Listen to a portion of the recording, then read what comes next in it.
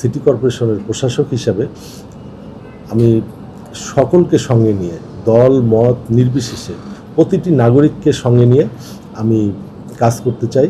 এবং আমি রংপুর সিটি কর্পোরেশনের যারা আছেন তাদের সকলকে আমি বলতে চাই যে এখানে কোনো দলীয় পরিচয়টি বিবেচ্য নয়। উনি আমার নগরের একজন নাগরিক, এই পরিচয়টি সবচেয়ে বেশি গুরুত্বপূর্ণ এবং এই নগরের প্রত্যেকটি নাগরিককে আমরা দলমত সব কিছুর ঊর্ধ্বে তার প্রাপ্য যে নাগরিক সুবিধা বা যে নাগরিক যে সুবিধাটি তার পাওয়ার কথা সেই সুবিধাটি আমরা দেওয়ার চেষ্টা করব।